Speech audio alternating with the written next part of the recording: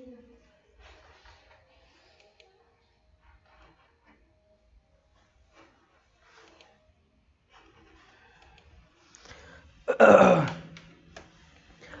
very good evening guys. Once again we will continue the topic S block elements.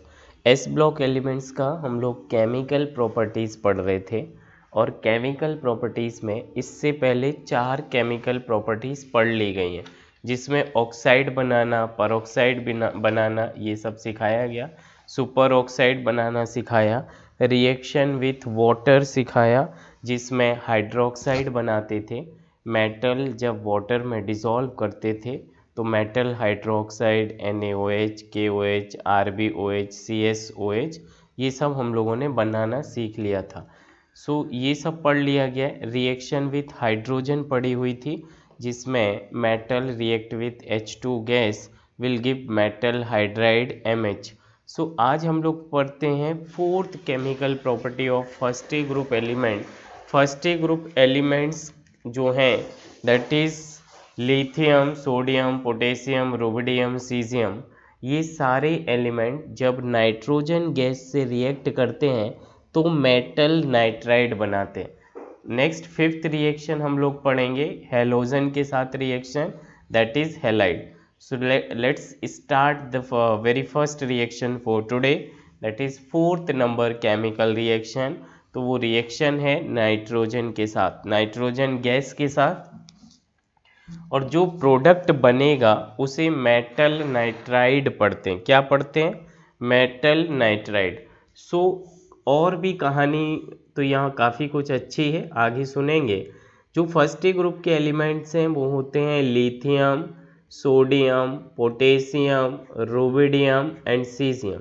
In 5 elements में जो very first element है lithium, केवल lithium element से only lithium elements react with nitrogen gas to form metal nitride that is Li3n, या हम ऐसे बोलें M3n, क्योंकि मेटल का चार्ज +1 है, नाइट्रोजन का चार्ज -3 है। +1 -3 क्रिस क्रॉस करोगे तो 3 मेटल लोगे जब एक नाइट्रोजन के साथ चार्ज बैलेंस होगा। एक नाइट्रोजन पे -3, मेटल पे +1, multiply by 3 atom, it is +3 -3। कहने का मतलब बड़ी छोटी चीज़ है, आप जानते हैं, बट हाँ एक बार बोलना ताकि किसी बच्चे को कोई डाउट ना रह जाए, वो सारे लेवल के बच्चे समझ पाएँ, 0 से हायर लेवल तक हम लोग बात करें। चलिए पढ़ेंगे क्यों केवल लिथियम नाइट्राइड ही पॉसिबल है, बाकी कोई भी फर्स्ट ग्रुप का एलिमेंट नाइट्रोजन गैस के साथ रिएक्ट करके मेटल नाइट्राइड नहीं बनाता है। केवल M3n जो पॉसिबल है वो लिथियम एलिमेंट्स ही करेगा। देखिए lithium when react with nitrogen gas will give Li3n। ये कैसे निकाला? जस्ट वैलेंसी जो चार्ज था लिथियम का +1 चार्ज और नाइट्रोजन का -3 चार्ज से हमें कुछ नहीं लेना, न्यूमेरिक डिजिट का क्रिस क्रॉस करिए Li3n। This is lithium nitride. बाकी सोडियम, पोटेशियम, रुबिडियम, सीजियम वो Na3n sodium nitride, potassium nitride, rubidium nitride, ऐसे कोई नाइट्राइड नहीं बनते हैं सीजियम नाइट्राइड। तो ये जो नीचे 4 एलिमेंट्स हैं थर्ड पीरियड से सिक्स्थ पीरियड तक के, alkali metal do not shows reaction with nitrogen gas, do not form metal nitride. क्यों नहीं करते? आपसे ऐसा कम ही पूछता है। नीट और जेई बस ये पूछता है कि इनमें से कौन सा मेटल नाइट्राइड बनाता है।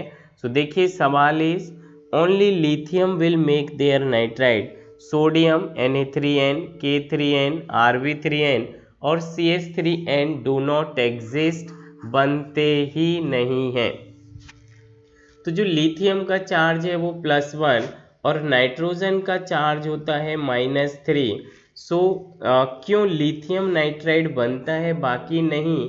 तो रीज़न है उसका, आंसर है क्योंकि स्मॉल कैटायन स्मॉल एनायन एक दूसरे को स्टेबलाइज करते हैं, अट्रैक्ट करते हैं, ऐसा हमने पहले पढ़ा था। चार्ज की जो साइज है, जो कैटायन और एनायन की साइज है, अगर वो कंपेरेबल हैं, एक दूसरे के लमसम बराबर हैं, तो वो एक दूसरे को अट्रैक्ट करते हैं, बॉन्ड बनाते हैं और एक स्टेबल कंपाउंड के फॉर्म में एग्जिस्ट करते हैं। इससे पुरानी क्लास में पढ़ाया था, अगर कैटायन की साइज कंपेरेटिवली छोटी है, एनायन की साइज बड़ी है, तो ये बॉन्ड अच्छा नहीं बनता, क्योंकि अट्रैक्शन के साथ साथ पॉजिटिव नेगेटिव अट्रैक्शन के साथ साथ आपस में नेगेटिव का रिपल्सन चालू हो जाता है, और due to repulsion molecules is unstable. तो कहानी वही है, नाइट्रोजन सेकंड पीरियड का एलिमेंट है, लिथियम सेकंड पीरियड का एलिमेंट्स हैं। Small size of cation, small size of anion, comparatively size होने की वजह से ये एक दूसरे के साथ स्ट्रॉन्ग फोर्स ऑफ अट्रैक्शन दिखाएंगे, आयनिक बॉन्ड बनाएंगे and molecules is stable.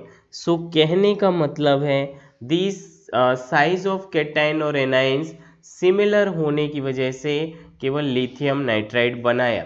Reason मैंने इसको हिंदी में भी लिखा जो बच्चे समझ पाएँ, ताकि वो उनको ईजिली मोर टाइम्स तक ब्रेन में स्टिक करे। स्मॉल कैटायन स्मॉल एनायन के बीच में अच्छा फोर्स ऑफ अट्रैक्शन होगा, so large amount of lattice energy released होगी, और लैटिस एनर्जी रिलीज्ड होगी मतलब बॉन्ड स्ट्रॉन्ग बनेगा। लैटिस एनर्जी क्या होता है, ये डेफिनेशन मैंने एक बार बोल दिया, मुझे लगता है हर एक बंदा जानता है, फिर भी मैंने लिख दिया। किसी भी आयनिक कंपाउंड्स को उसके गैसियस एटम्स कैटायन और एनायन के आपस में जुड़ने से जब वो आयनिक कंपाउंड बने, तो जो आयनिक अट्रैक्शन होता है उस टाइम कैटायन एनायन एक दूसरे को अट्रैक्ट करते हैं, और जो एनर्जी रिलीज्ड होगी that is called as lattice energy.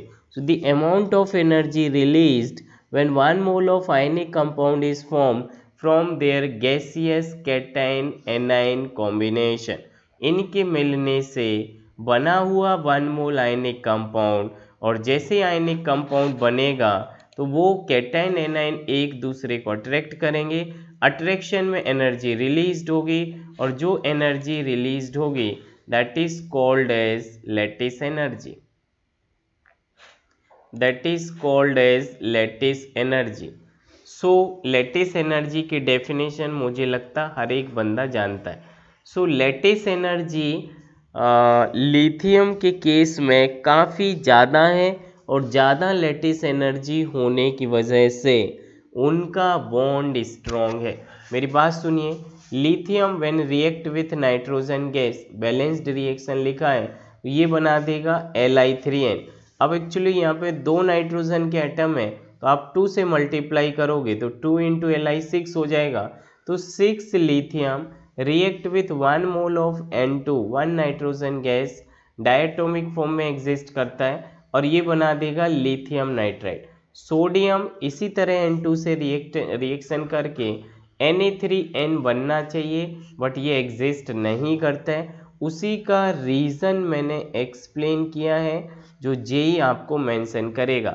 Lithium nitride is formed because not between, because lattice energy is greater than bond dissociation energy of nitrogen. जब लिथियम कैटायन नाइट्रोजन एनायन से react करेगा तो ये Li3n बनाएगा, और यहाँ पे जो एनर्जी निकल रही है, जो लैटिस एनर्जी निकल रही, उसकी वैल्यू बहुत ज़्यादा है, और वो इतनी ज़्यादा वैल्यू है कि वो इस ये जो नाइट्रोजन आप ले रहे हो, वो लिया तो आपने N ट्रिपल बॉन्ड N के फॉर्म में है, N2 गैस, तो इस बॉन्ड को ब्रेक करने के लिए ये डायटोमिक है N2, और ये हाईएस्ट स्टेबल फॉर्म होता है, इवन 78% हमारे इन्वॉल्वमेंट में पाया जाता है, और उसका रीज़न है कि इसकी bond energy, bond dissociation energy है 1017 किलो जूल्स पर मोल। इसका मतलब इस बॉन्ड को तोड़ने के लिए बहुत ज़्यादा एनर्जी चाहिए और ये एनर्जी लैटिस एनर्जी के फॉर्म में मिलता है। तो लिथियम जब नाइट्राइड्स बनाता है तो जो एनर्जी रिलीज करता है वो energy greater than 1070 kilo joules per mole निकलती होगी। इसका मतलब वो एनर्जी इतनी ज़्यादा निकल रही कि इस बॉन्ड के ब्रेकिंग में काम आ जाएगी और बॉन्ड को तोड़ पाएगा। तो आपस में ये दोनों रिएक्ट करके लिथियम नाइट्राइड बनाएगा। बट सोडियम नाइट्राइड या उससे नीचे ऐसा नहीं है, क्योंकि Na3N के बनने पर Na प्लस N3 माइनस ये +1 × 3 +3 -3 इस आयनिक कंपाउंड को बनाने में, सोडियम नाइट्राइड को बनाने में जो लेटिस एनर्जी निकल रही है वो लिथियम नाइट्राइड से कम है और वो एनर्जी मच स्मॉलर है than the bond dissociation energy of nitrogen. तो जो लेटिस एनर्जी निकल रही है वो एनर्जी काफ़ी कम है, जिसकी वजह से N और N के बीच का बॉन्ड ब्रेक नहीं होगा। तो बॉन्ड अगर ब्रेक नहीं होगा तो ये नाइट्राइड के फॉर्म में नाइट्रोजन अवेलेबल नहीं होगा और सॉल्यूशन में नाइट्राइड अवेलेबल नहीं होगा, तो फर्दर रिएक्शन नहीं होगी।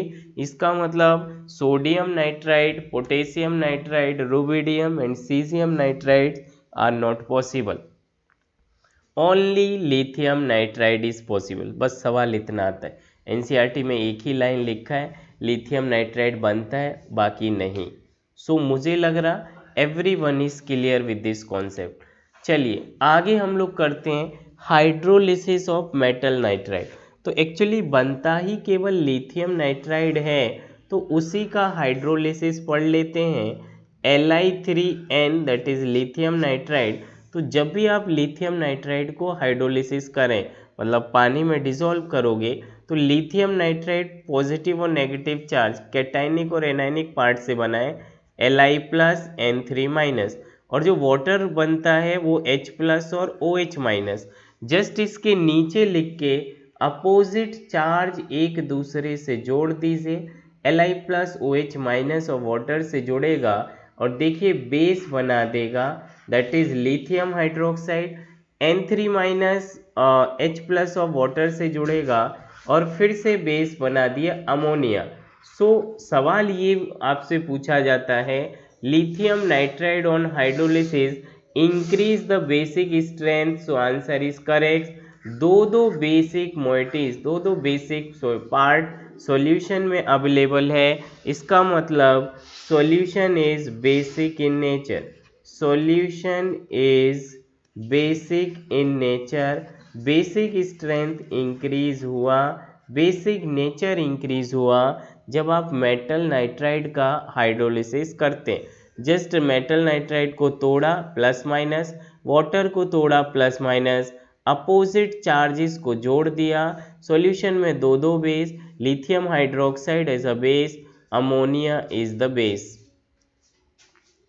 एक और क्वेश्चन, लिथियम जब एयर से रिएक्ट करता है तो air is a mixture of N2 and O2 gas, और इसमें भी 4:1 4 molars of N2 1 moles of oxygen का मिक्सचर्स होता है। सो लमसम 78% आपके एटमॉस्फेरिक गैस में व्हाट आई से N2 होता है। सो जब भी आप लिथियम का एयर से रिएक्शन करा रहे हैं, इनडायरेक्टली ऑक्सीजन और नाइट्रोजन से करा रहे हैं, तो लिथियम नाइट्राइड भी बनाता है और ऑक्सीजन से रिएक्शन करके लिथियम ऑक्साइड बनाएगा। मॉइस्चर में नमी या वाटर प्रेजेंट होने की वजह से ये लिथियम ऑक्साइड वाटर के कांटेक्ट में आते ही लिथियम हाइड्रोक्साइड और मोर स्टेबल प्रोडक्ट बना देगा। सो मोर स्टेबल प्रोडक्ट बना देगा एज अ बेस। ओवरऑल अगर ये लिखा lithium react with air will give lithium nitride और बेस तो भी करेक्ट है, और लिथियम हाइड्रोक्साइड लिखा मतलब मॉइस्चर से फर्दर रिएक्शन नहीं दिखाई गई।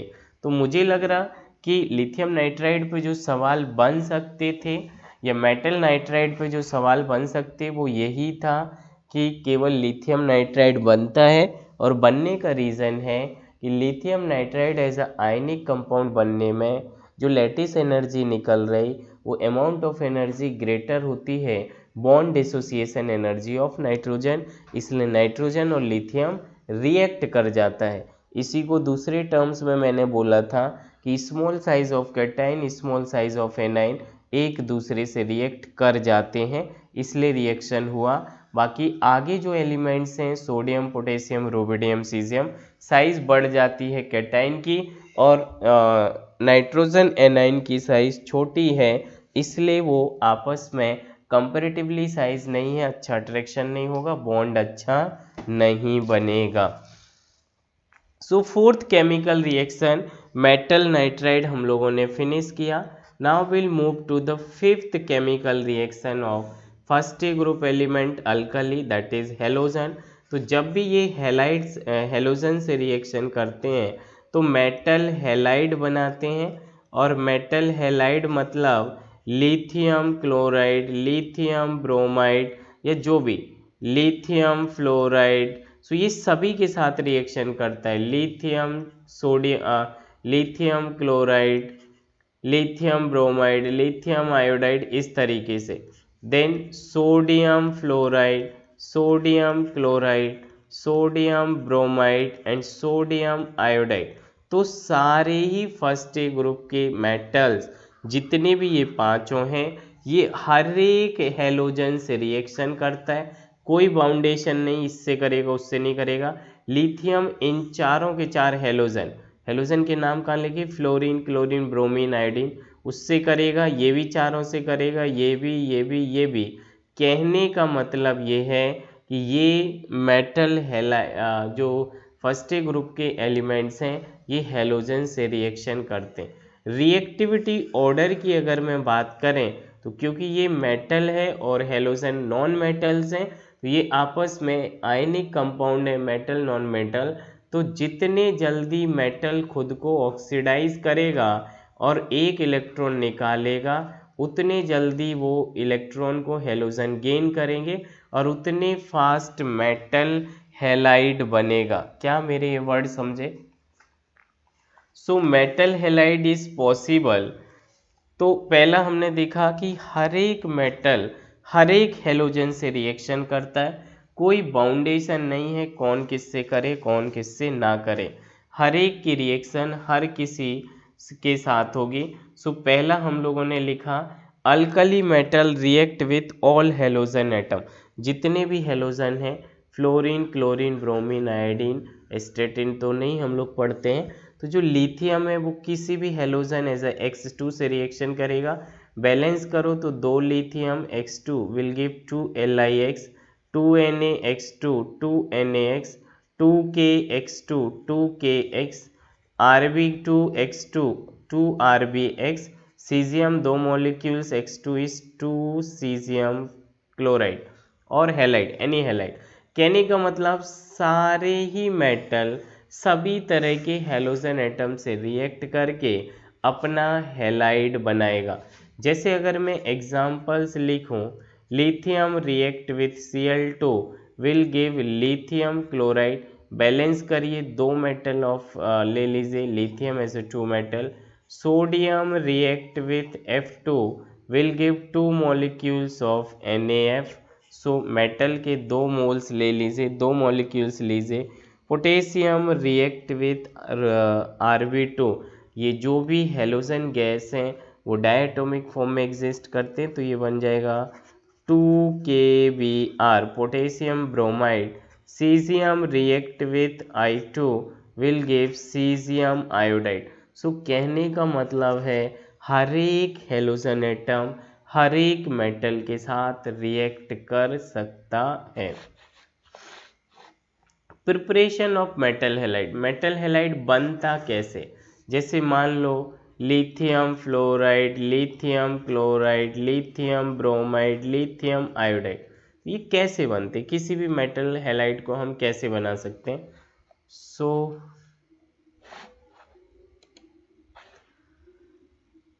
हम लोग इसको 3 तरीके से बना सकते हैं। एक तो मेटल ऑक्साइड की reaction halogen acid H+X- like HCl, HBr किसी भी एक हेलोजन एसिड को ले लीजिए।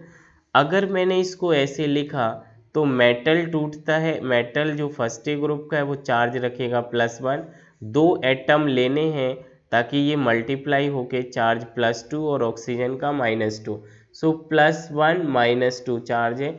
हेलोजन में हेलोजन एसिड जिसको आप इनऑर्गेनिक एसिड बोलोगे दैट इज H+X-, तो ये जो H+ है ये पॉजिटिव नेगेटिव के साथ जुड़ेगा और एक ऑक्सीजन 2 हाइड्रोजन एटम ले लोगे तो वाटर निकल जाएगा, और जो मेटल है वो नेगेटिव पार्ट X के साथ जुड़ेगा और ये Mx मतलब मेटल और हेलोजनिस हैलाइड बनाएगा। मान लो आपने लिखा है ये Li2O is lithium oxide, reaction करा दिया HCl से तो ये मेटल लिथियम टूटा प्लस ऑक्सीजन माइनस और ये टूटता है H+ और Cl-। So lithium will react with chlorine and give lithium chloride as a metal halide और H and O is H2O। So कोई भी मेटल ऑक्साइड जब हेलोजन एसिड से रिएक्शन करेगा तो अपना मेटल हैलाइड और वाटर निकालेगा।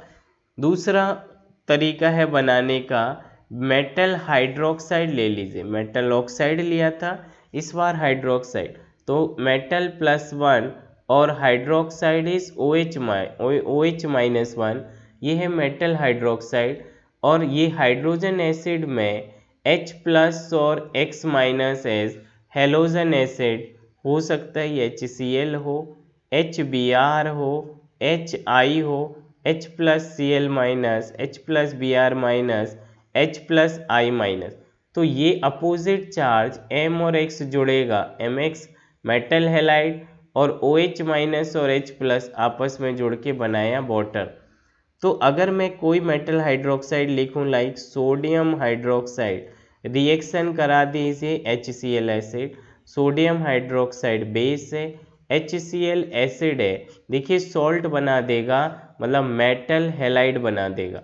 इसको तोड़ के लिखोगे तो Na+OH- और इधर लिखो H+Cl-, अपोजिट चार्जेस आपस में जोड़ दीजिए तो ये निकल जाएगा मेटल हेलोजन के साथ metal halide as a table salt as a sodium chloride salt और OH- 2H के साथ जुड़ जाएगा, मतलब ये 2H और ये लिखा है OH-, तो OH- और H+ आपस में जुड़ के बना दिया वाटर। तो अगर आप बेस का एसिड से रिएक्शन कराओगे तो आपको मेटल हैलाइड मिल जाएगा। आप पहला तरीका मेटल ऑक्साइड का वाटर में हाइड्रोलिसिस करा दोगे तो भी आपको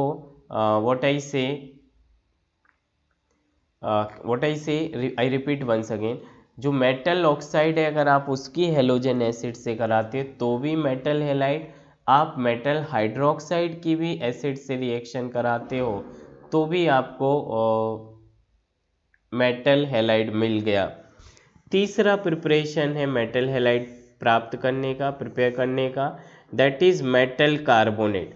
कार्बोनेट पे जो चार्ज होता है CO3 2- और मेटल पे +1, तो यहाँ पर मेटल +1 है मल्टीप्लाई बाई 1 मोर मोल्स या इसके 2 मॉलिक्यूल्स लिए या 2 एटम लोगे तो एक पे +1 2 पे +2 और ये CO3 2-।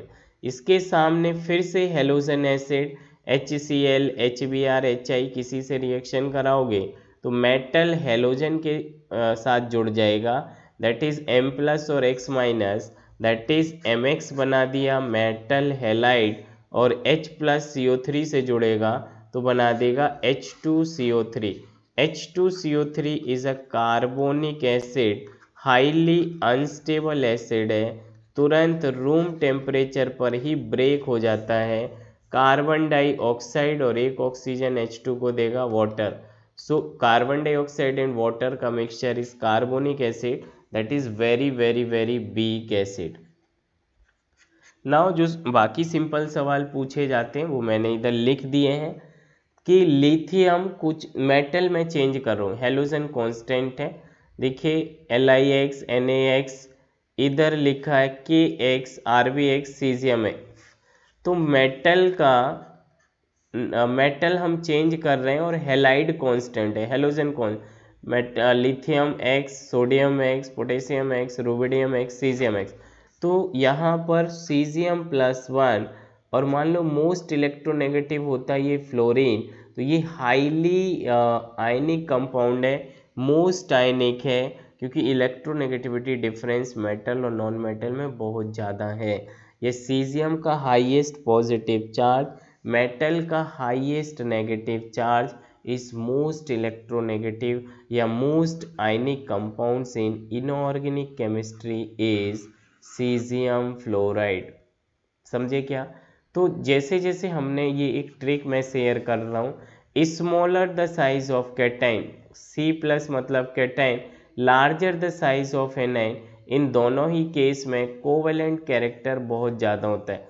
तो लिथियम का कैटाइन का साइज छोटा है, इसका मतलब कि ये मॉलिक्यूल्स, हेलोजन तो देखिए सेम है, उसका तो कोई कंपेरिजन नहीं करेंगे, लार्जर साइज ऑफ एनाइन तो किसी में अलग से नहीं है, सभी में बराबर है। तो साइज ऑफ कैटाइन स्मॉल होने की वजह से ये मोस्ट कोवेलेंट कंपाउंड्स हैं, और उससे आगे की साइड बढ़ोगे तो आयनिक कैरेक्टर बढ़ेगा या कोवेलेंट कैरेक्टर डिक्रीज होगा। सो बड़ा सिंपल ट्रिक है, smaller the size of cation, large more will be the covalent character. अगला एक एग्जाम्पल लिखा, इस बार हेलोजन मैंने चेंज किया है और मेटल को कांस्टेंट रखा है। तो जब smaller the size of cation और कैटाइन मेटल बना और मेटल कांस्टेंट है, तो कैटाइन में तो कोई चेंज नहीं हुआ है। इसका मतलब दूसरा तरीका है कोवेलेंट कैरेक्टर देखने का, larger the size of A9. तो अभी जो I माइनस है वो बहुत बड़ी साइज है, बहुत बड़ी साइज होने की वजह से, बहुत बड़ी साइज ऑफ एनाइन, और एनाइन की साइज ज़्यादा है, तो पोलराइजिंग पावर ज़्यादा हो जाएगा। पोलराइजिंग पोलराइजिंग पावर या बोलें पोलराइजिंग वैल्यू ज़्यादा होगी, ये कैटाइन को अपनी तरफ खींचने का पावर ज़्यादा दिखाएगा, और कैटाइन को अपनी तरफ खींचना इज कॉल्ड कोवेलेंट कैरेक्टर बनना, कोवेलेंट कैरेक्टर डेवलप होना। तो अगर ये साइज ऑफ एनाइन बढ़ रहा है तो भी आपका कोवेलेंट कैरेक्टर इंक्रीज हो रहा है, कोवेलेंट कैरेक्टर इंक्रीज हो रहा है। फजान्स रूल से ये आंसर निकालना है, और मुझे लगता है सभी को ये चीज़ें पता है। So this is the reaction of metal halides and metal nitride। N2 gas से रिएक्शन किया, केवल लिथियम नाइट्राइड ही बनता है, और हेलोजन में दोनों ही रिएक्शन करते हैं। और कैसे कैसे बना सकते हैं हेलाइड्स, मेटल हेलाइड, वो मैंने पढ़ाया है ऑक्साइड से, पढ़ाया है हाइड्रोक्साइड की reaction, halogen acid that is inorganic acid HCl HBr से कराना, और लास्ट इज मेटल कार्बोनेट को भी आप वाटर में डिज़ोल्व करिए तो एक जगह बनेगा M+CO3 2-, वाटर में H2CO3 बन जाएगा, और मेटल हाइड्रोक्साइड बनेगा। क्या बोलते हैं,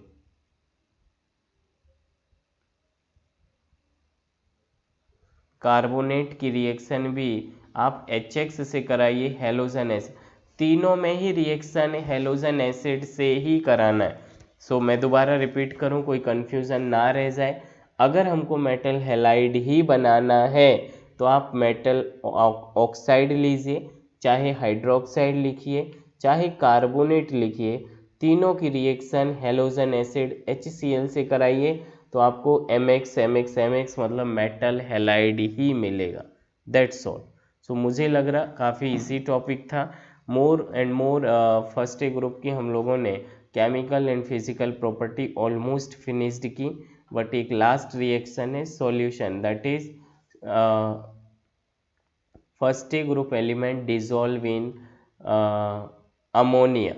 सो अमोनिया सॉल्यूशन रिएक्शंस बाकी हैं, और उस पर काफ़ी सवाल आते हैं, डीप ब्लू कलर कैसे आएगा, अमोनिएटेड इलेक्ट्रॉन क्या है, कैटाइन क्या है, ये सवाल बनते हैं। वो फिनिश करने के बाद हम लोग मूव कर जाएंगे सेकेंड ग्रुप एलिमेंट्स के नाम, प्रॉपर्टीज़, फिजिकल, केमिकल, और लास्ट में दोनों के कंपाउंड, सोडियम के कंपाउंड, पोटेशियम के कंपाउंड्स, उधर कैल्शियम के compound, cements, anomalous properties of beryllium, lithium, और लास्ट रहेगा हमारा topic biological uses of sodium potassium. इतना ही है। So I think everything is clear to you all. Please follow the notes. Notes clearly बना लीजिए, मल्टीपल्स टाइम पढ़िए। DPP मैं सॉल्व कराऊंगा क्लास में, पूरा जायसवाल सॉल्व कराऊंगा, वीके जायसवाल, और जो भी हमारे इंस्टीट्यूट के नोट्स हैं। Thank you so much.